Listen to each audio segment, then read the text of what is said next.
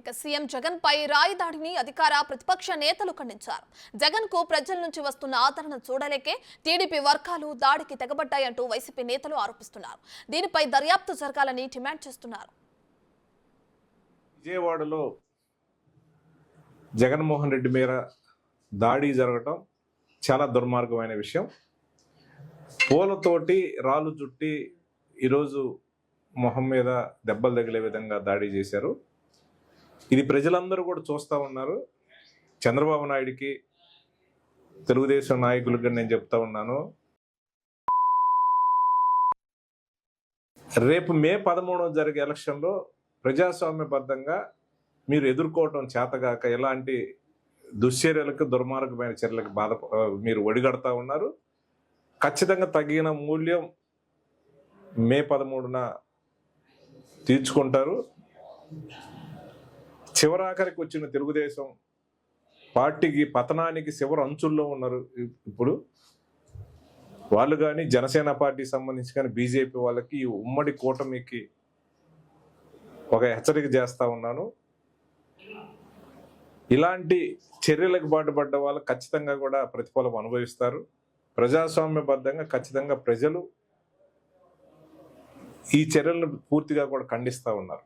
ఎందుకంటే చేతగాని దద్దమ్మలు ఇలాంటి కుయుక్తులతోటి జగన్మోహన్ రెడ్డి గారిని భయపెట్టాలని ఒక ఆలోచన చేస్తూ ఉన్నారేమో.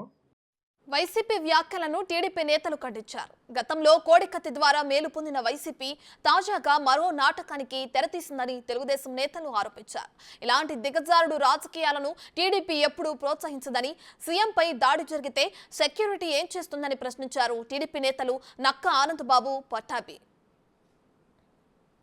Strongly condemns the stone attack on Jagan Reddy as part of his bus yatra today in Vijayawada. Our National Party President Shri Nara Chandrababu Naidu had urged the Election Commission to conduct an unbiased and impartial inquiry into this attack and catch hold of the culprits who are behind this. We also believe that this is some kind of a drama which is enacted by Jagan Reddy and YSR Congress Party. Because we all know that Jagan Reddy has great expertise in enacting these kind of dramas. We have seen how he had enacted a similar kind of drama just before the 2019 elections in Vizag Airport. That drama became hugely popular as Kodikatti drama. So Jagan Reddy today knows that he had lost the faith of the people in Andhra Pradesh completely.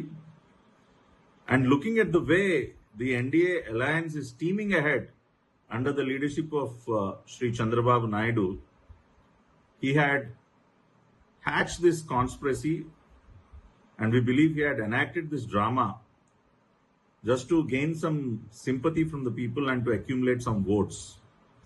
So that's the reason why we appeal to the Election Commission to conduct a thorough inquiry into this. This drama, we believe, is not only to gain some sympathy, but also to create some kind of an unrest in the state during the elections. And also, the events that had happened today when Jagan Reddy is on his bus yatra are raising a lot of suspicions. Usually, when a chief minister is on a tour, the power doesn't go off. The concerned departments take all the steps to ensure that not only power, but all other things which are attached to the tour function properly. But surprisingly today, there is no power.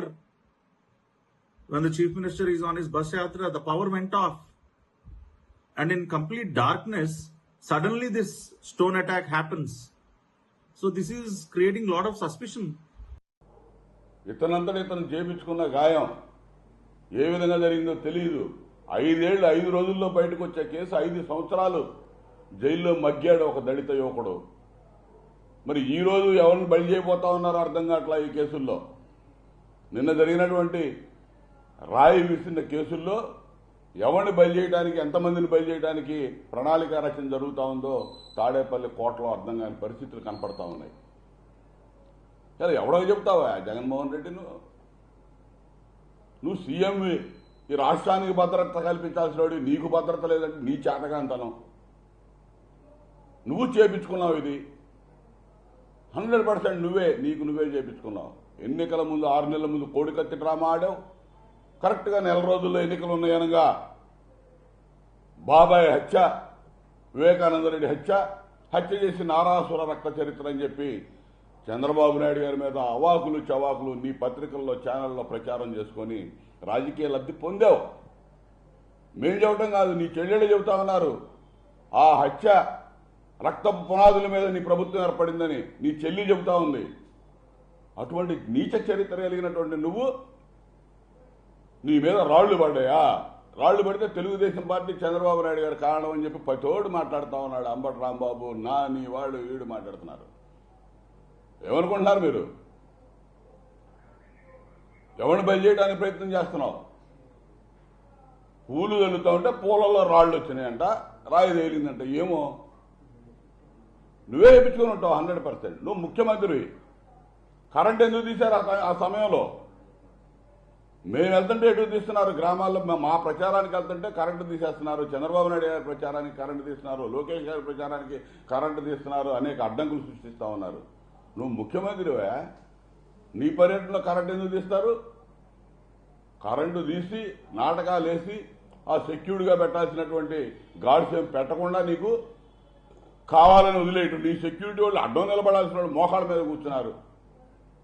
పథకం ప్రకారం నీ తాడేపల్లి ప్యాలెస్లో ఐప్యాక్ ఆధ్వర్యంలో